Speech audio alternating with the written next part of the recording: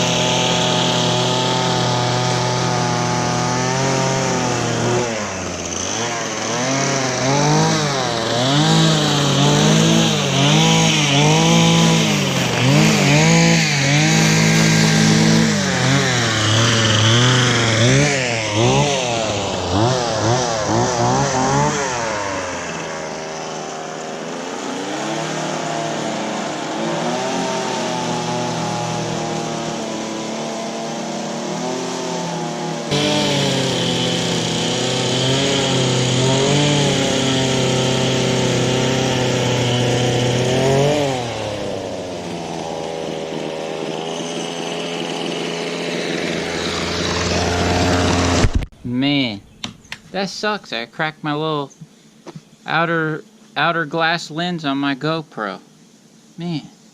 But boys, that's why we gotta watch we gotta watch where we're spitting our rocks, and I was low throttle, but I had the camera right there. I kinda think in the back of my mind that might be a risk, while I was doing it. But anyway, here's the problem I have with the 525. I took this cover off so you could see. Last night I was gonna film the install, but somehow my battery was dead on my GoPro. I thought it was full, but it wasn't. Anyway, I was weed eating one day last week, and it just stopped. And so I took this apart and figured out that it was my throttle cable. So I got a new. So I went on eBay and found one, throttle cable for this model, the LST.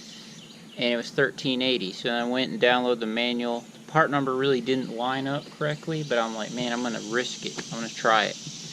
And it's still under warranty and all that, but why I didn't bring it back to the dealer is because my Husqvarna dealer is about 30 minutes away. Then I had to leave it there and wait for it and all that. So I figured, man, if I can just buy the throttle cable for $13.80, it would cost me that in gas, just to bring it over there. So, no problems with the engine or anything. So I ended up, even though I didn't know exactly, and it just on eBay the picture just said Husqvarna, like it didn't have a picture of it actually.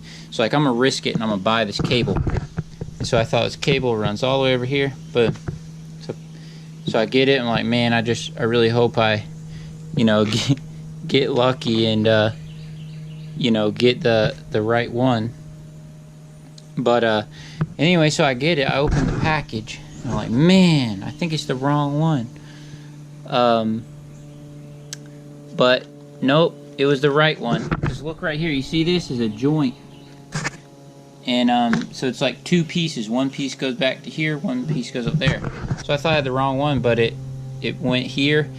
And man, it's such a blessing. The Lord had blessed me so much, because the part that broke, it broke right here by the carburetor where it pulls it up, and that cable just frayed and it broke over time. I mean, I have weed eated a lot of hours with this, even though I've only had it for 1 year. I mean, I really weed eat a lot. So, but anyway, so So it was such a blessing, because even though it could have easily been the wrong one, but it was the right section I needed.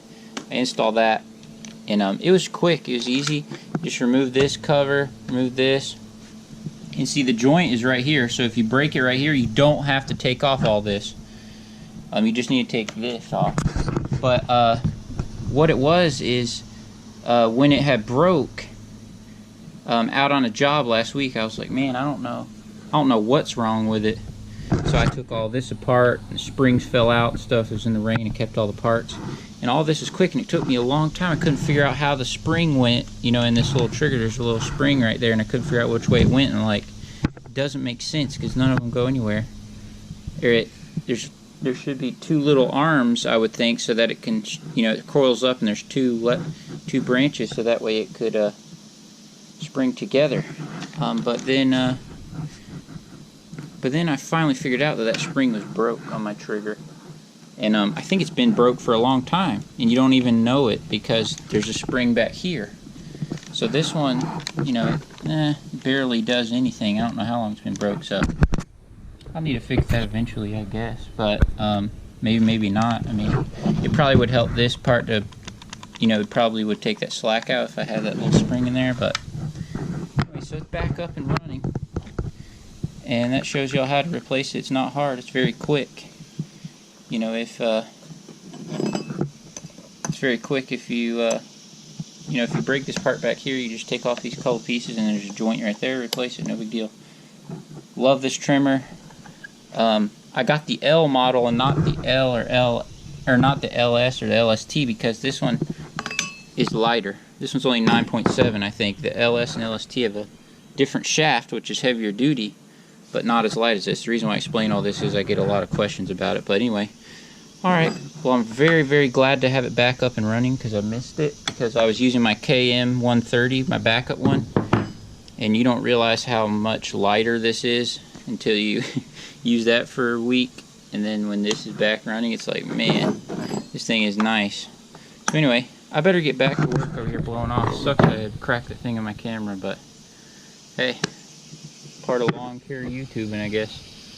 Alright then, see y'all later.